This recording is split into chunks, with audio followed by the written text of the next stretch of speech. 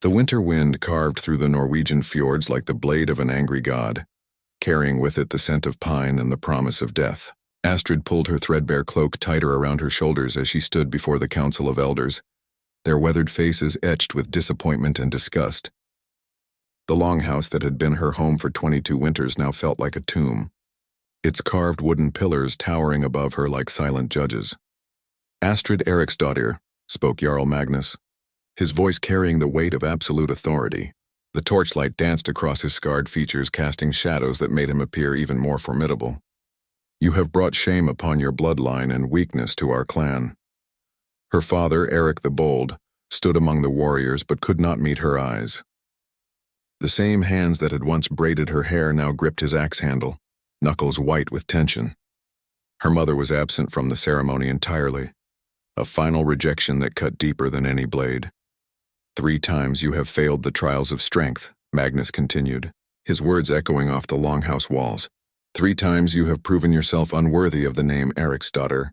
You cannot lift the warhammer of your forefathers. You cannot best even the youngest shield maiden in combat. You cannot even properly tend the sacred flame without letting it die."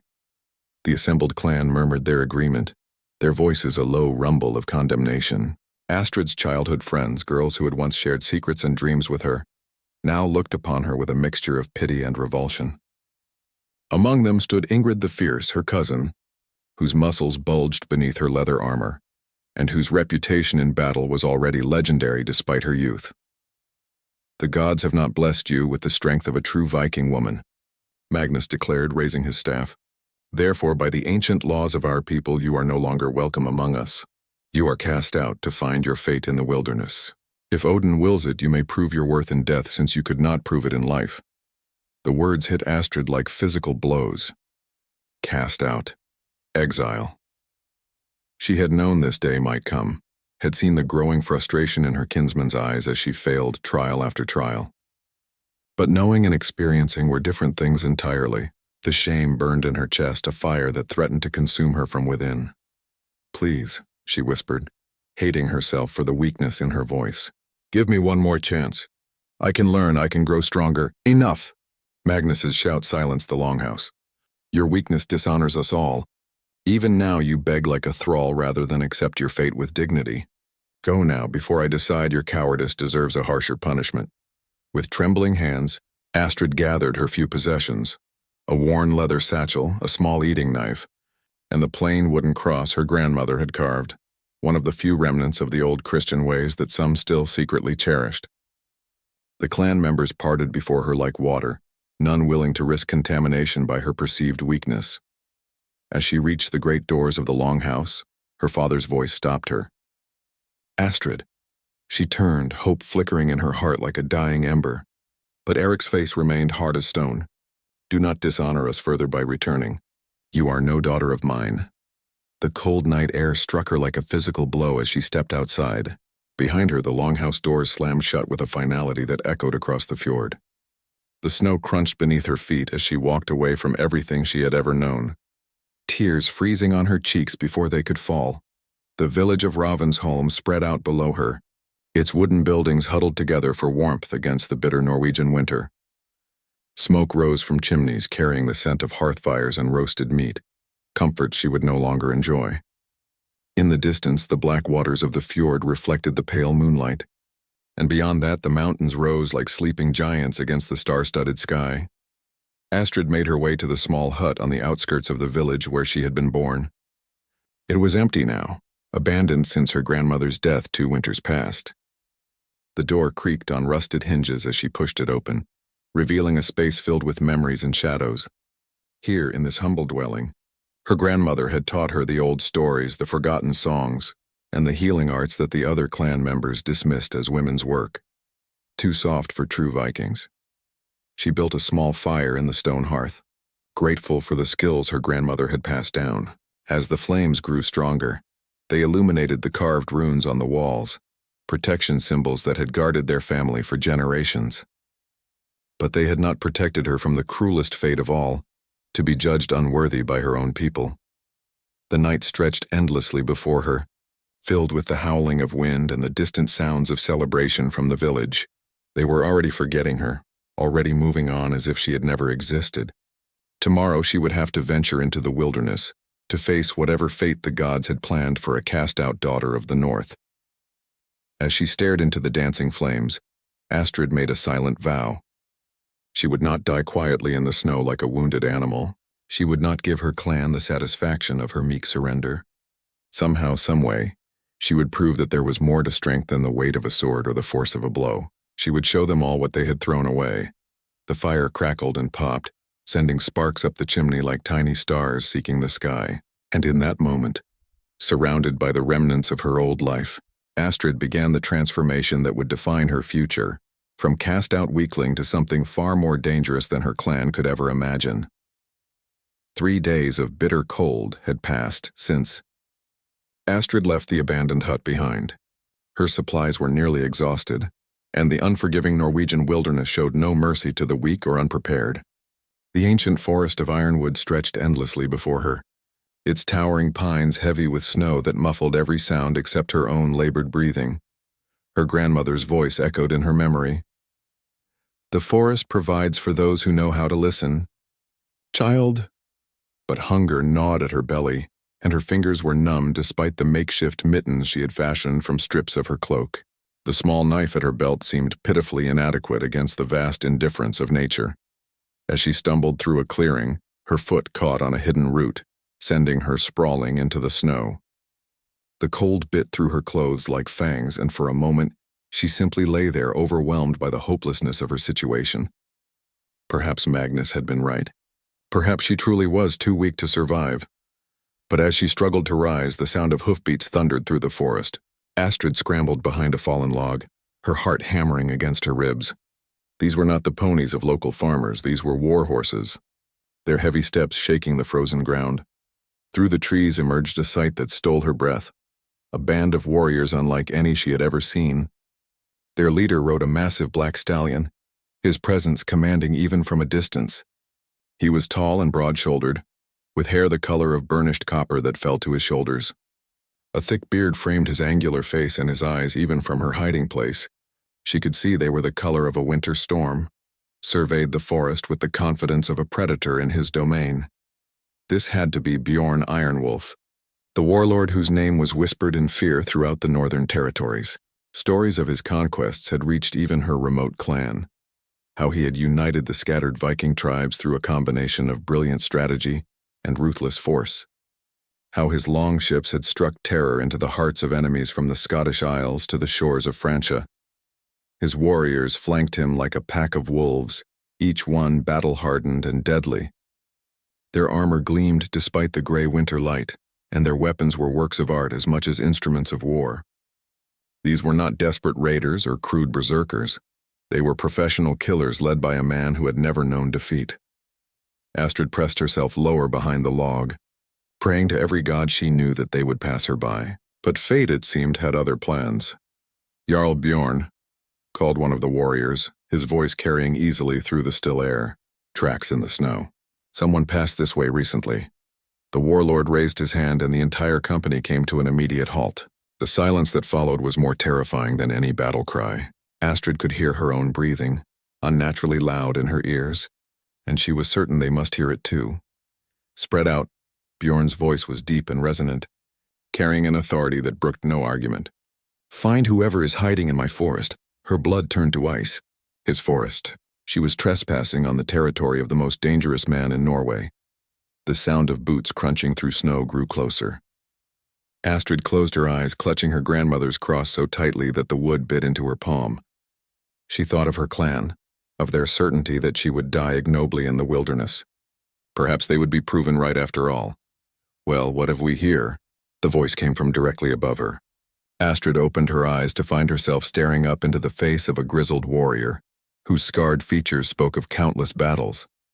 His hand rested casually on his sword hilt, but she could see the coiled tension in his stance. "Olaf," came Bjorn's voice, closer now. "What did you find?" "A girl, Jarl, hiding like a frightened rabbit." Olaf's tone held a mixture of amusement and disdain. "Hardly worth our attention." Astrid forced herself to stand, her legs unsteady but her chin raised in defiance. If she was going to die, she would face it with what dignity she could muster. The warrior stepped back slightly, perhaps surprised by her sudden show of backbone. Then Bjorn Ironwolf appeared through the trees, and Astrid felt the world shift beneath her feet. Up close, he was even more imposing than she had imagined. He stood nearly a head taller than his already large warriors, and there was something in his bearing that spoke of absolute confidence.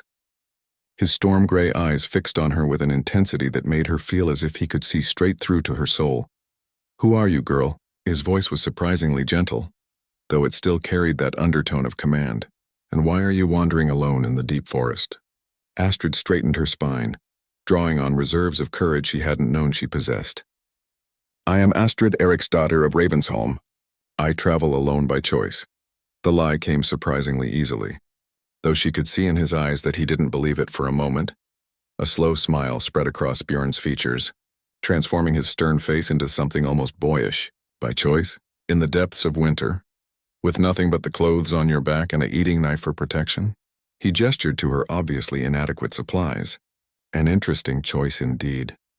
Heat flooded Astrid's cheeks, but before she could respond, another warrior called out from deeper in the forest. "Jarl, we found their camp." "The merchants you were tracking, they're all dead. Killed by wolves from the look of it." Bjorn's expression darkened. "How long ago?" 2 days, maybe 3. Nothing left worth salvaging." The warlord stood silent for a long moment, his eyes never leaving Astrid's face. She could practically see his mind working, calculating possibilities and risks. When he finally spoke, his words were the last thing she expected. "You're coming with us." "What?" The word escaped her before she could stop it. "My warriors need tending after our journey, and winter is no time for a woman to be alone in the wilderness, no matter what poor decisions led her to this situation." His tone brooked no argument. "You can earn your keep or you can die in the snow. The choice is yours." Astrid stared at him in shock. This was Bjorn Ironwolf, the terror of the northern seas, offering her sanctuary. It had to be a trap or perhaps some cruel game. "And if I refuse? Then I wish you good fortune on your journey." His voice was matter-of-fact, without threat or malice. "But I will not make the offer again." Around them, his warriors waited in silence, their expressions carefully neutral. But Astrid caught the way several of them exchanged glances, clearly surprised by their leader's decision. She was a nobody, a cast-out weakling with nothing to offer a man who could have his pick of the finest women in the north. And yet, as she looked into those storm-gray eyes, she saw something that made her breath catch. Not pity, not lust, but a kind of recognition, as if he saw something in her that she had never seen in herself. "I accept," she heard herself say, though the words felt like they came from someone else's mouth. Bjorn nodded once, then turned to his men. "Olaf, give her your spare cloak. We make camp at the stone circle before nightfall." His gaze returned to Astrid, and she felt pinned in place like a butterfly on a collector's board. "Try to keep up, Astrid Eriksdotter. I do not slow my pace for anyone." As the warriors prepared to move out, Astrid pulled the offered cloak around her shoulders, marveling at its warmth and quality. For the first time in days, she felt truly warm. But the heat spreading through her chest had little to do with the wool and everything to do with the way Bjorn had spoken her name. As if it meant something. As if she meant something. She had been cast out as too weak to survive. But perhaps survival was only the beginning. Perhaps there were different kinds of strength. And perhaps this dangerous warlord was the only one who could see the kind she possessed. As they rode deeper into his domain, Astrid couldn't shake the feeling that her real journey was just beginning. The stone circle of ironwood had stood since before the memory of men, its ancient monoliths thrusting up from the earth like the fingers of buried giants. As Bjorn's warband made camp within its protective embrace, Astrid marveled at the way the massive stones seemed to hold back the wind and cold. Her grandmother had told stories of such places, sacred sites where the old gods still walked. 5 days had passed since the warlord had claimed her from the forest, and each one had brought revelations that shattered everything she thought she knew about herself. Far from being treated as a burden or a thrall, she found herself occupying a strange position within the group. Not quite a warrior, but certainly more than a servant. "Your hands have skill," observed Ragnar, the company's grizzled healer, as he watched her prepare a poultice for one of the younger warriors who had taken a wolf bite during their journey. "Where did you learn such arts?" "My grandmother," Astrid replied, grinding herbs with practiced motions. She said the old ways shouldn't be forgotten, even if the clan thought them unworthy of true Vikings. Ragnar nodded approvingly. Wisdom often wears the disguise of weakness to those who lack eyes to see. He glanced toward the fire where Bjorn sat discussing strategy with his captains. The Jarl has good instincts about such things. Indeed, Bjorn seemed to see everything. He noticed when young Harold limped from an old ankle injury and quietly ordered rest stops to ease the boy's pain. He observed how the horses favored certain legs and adjusted their loads accordingly. And his eyes found Astrid constantly, not with the hungry gaze of a man seeking conquest, but with something deeper and more unsettling. "Tell me," he said as she approached the fire that evening, her tasks completed. The other warriors made room for her in the circle, a courtesy that would have been unthinkable in her own clan. "What truly brought you to the forest alone?" The question hung in the air like a challenge. Around the fire, conversations quieted as the men waited for her answer. Astrid felt the familiar shame rising in her chest, but something in Bjorn's steady gaze made her push it down. "I was cast out," she said simply. "Judged too weak to bear the name of my father." A few of the younger warriors exchanged smirks, but a sharp look from their leader silenced them immediately. "And what was the nature of this weakness?" Bjorn's tone was carefully neutral. "I failed the trials of strength, could not lift the warhammer, could not best the shield maidens in combat." The words tasted bitter in her mouth. I was not the daughter they needed. "Ah." Bjorn leaned back, his storm-gray eyes reflecting the dancing flames. "And do you agree with their judgment?" The question caught her off guard. No one had ever asked her that before.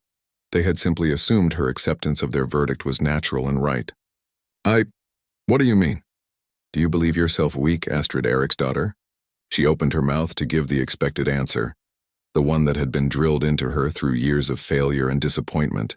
But the words wouldn't come.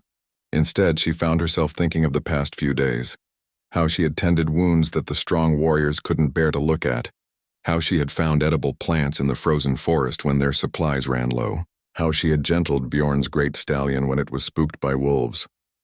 "I think," she said slowly, "that there are different kinds of strength." A smile ghosted across Bjorn's lips. "Indeed there are.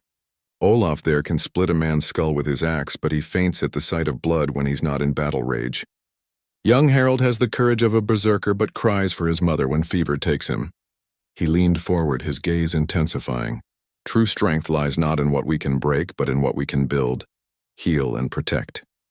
His words sent warmth spreading through her chest, a sensation she had never experienced before. Someone, this legendary warlord, saw value in her, saw strength where others had seen only failure. "Jarl," interrupted Olaf, appearing at the edge of the firelight. "Scouts report riders approaching from the east, flying the banner of Jarl Magnus." Astrid's blood turned to ice. Magnus, the leader of her own clan, the man who had cast her out. What could he want in Bjorn's territory? "How many?" Bjorn's voice had shifted to the clipped tones of command. "A dozen men moving hard. They'll reach us by morning if they maintain their pace." The warlord was silent for a long moment, his eyes finding Astrid's across the fire. She saw understanding there. He knew exactly why Magnus was riding so hard through his domain. "They've come for me," she said quietly. "Have they?" Bjorn's tone was conversational, but she caught the steel beneath it. "And what makes you think I would give you up?" The question hung in the air like a thrown axe. Around the fire his warriors straightened, hands drifting unconsciously toward weapons. These men had followed their leader through countless battles, and their loyalty was absolute. "I'm nothing to you," Astrid whispered, hating the weakness in her voice. "Just a burden you took pity on." Bjorn stood in one fluid motion, his impressive height throwing his shadow across the fire. The flames danced in his eyes as he looked down at her, and when he spoke, his voice carried the weight of absolute authority. "You are under my protection now, Astrid Eriksdotter. That makes you everything to me." The simple declaration hit her like a physical blow. In all her life, no one had ever claimed her, ever stood between her and the judgment of others. Her clan had discarded her like a broken tool, but this man, this dangerous, powerful man, spoke of protection as if it were the most natural thing in the world. "Magnus won't accept that," she said, struggling to keep her voice steady. "He has the right of blood claim. I am of his clan, subject to his laws. Magnus, Bjorn said with cold precision, is not in his territory now. Here, my word is law, and my law says you belong to no one but yourself. He extended his hand toward her, palm up in invitation, unless you choose otherwise. Astrid stared at that outstretched hand, scarred from countless battles, strong enough to wield the great sword at his side, yet offering her a choice rather than demanding submission. Everything she had been taught told her to bow her head, to accept the judgment of her betters, to return quietly to whatever fate Magnus had planned. But as she looked into Bjorn's eyes, she saw herself reflected there, not as the weak failure her clan had branded her, but as someone worth protecting, worth claiming, worth fighting for. The realization was terrifying and exhilarating in equal measure. Slowly she placed her hand in his. Then I choose to stay. His fingers closed around hers, warm and strong and absolutely certain. Around them, his warriors nodded their approval, their expressions showing a new respect. She was no longer just a refugee seeking shelter. She was under the personal protection of Bjorn Ironwolf, and that made her as untouchable as if she wore armor forged by the gods themselves. Rest now, Bjorn said, his thumb brushing across her knuckles before he released her hand. Tomorrow we face whatever Magnus brings to our door, but tonight, you are safe. As the warriors settled in for the night, Astrid wrapped herself in her borrowed cloak and stared up at the stars visible between the ancient stones. For the first time in her life, she felt the stirring of something that had nothing to do with other people's expectations. A fierce, bright flame that burned in her chest and whispered that she was more than they had ever imagined. Tomorrow would bring its own challenges, but tonight she was exactly where she belonged. Dawn broke gray and cold over the stone circle, but the tension in the air had nothing to do with the weather. Magnus and his warriors had arrived as predicted, their horses lathered from hard riding and their faces grim with purpose. They sat their mounts just outside the circle's boundary, a calculated display of respect for the ancient site while making their intentions clear. Astrid watched from behind one of the great stones as the two Jarls faced each other across the sacred ground. Magnus looked smaller than she remembered, his authority diminished by Bjorn's commanding presence. But the older man's eyes burned with righteous fury as they settled on her hiding place. Bjorn Ironwolf, Magnus called, his voice carrying across the morning stillness. I come seeking what was stolen from me. And what might that be?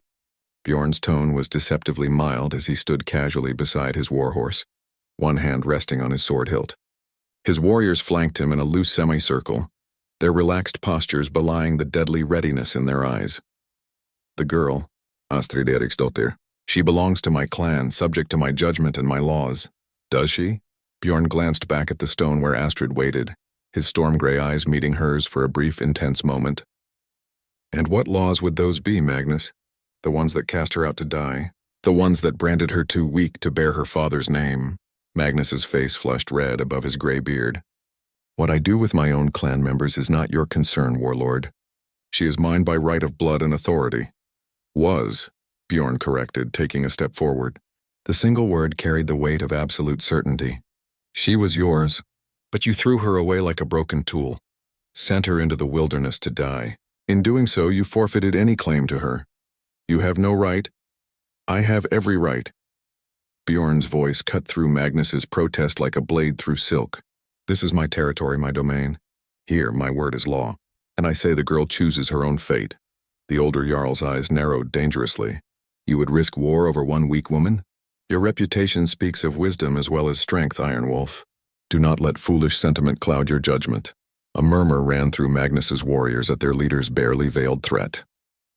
They were outnumbered, but Magnus commanded the loyalty of several allied clans. A war between them could devastate the northern territories. Astrid felt the familiar shame and self-doubt creeping through her chest. She was causing conflict between powerful men, just as her clan had always said she would. Perhaps it would be better to return quietly, to accept whatever punishment Magnus had planned. At least then, blood wouldn't be spilled on her account. But as she started to step forward, Bjorn spoke again and his words changed everything.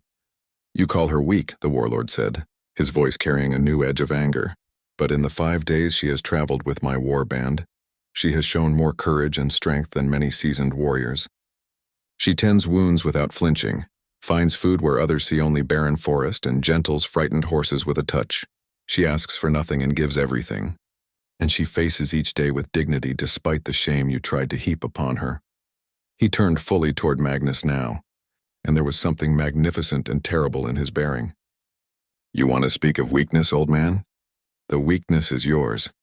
The weakness of small minds that can only see one kind of strength, that cast out what they cannot understand rather than learning from it. Astrid's breath caught in her throat.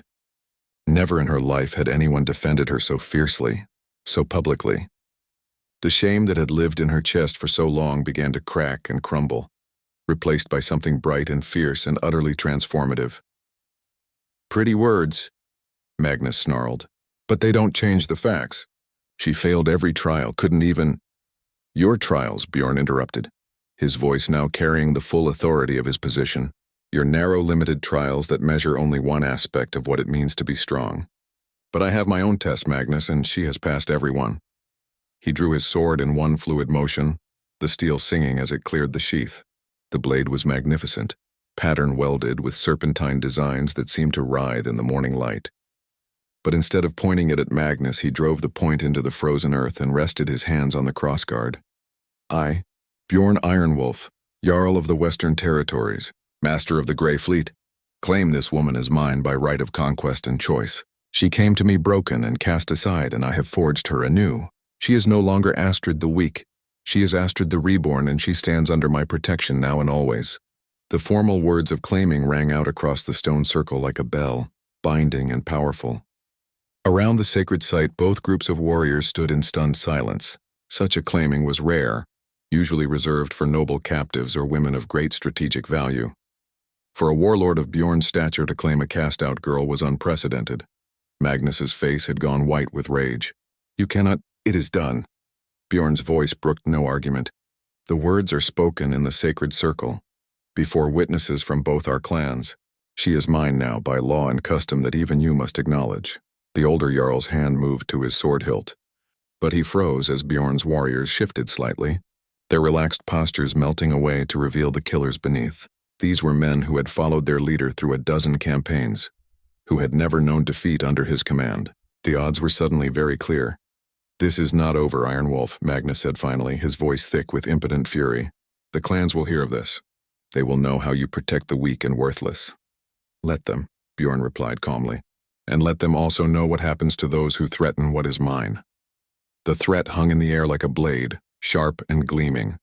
Magnus stared at the younger warlord for a long moment, perhaps seeing something in those storm-gray eyes that made him reconsider his options. Finally, he jerked his reins savagely and wheeled his horse around.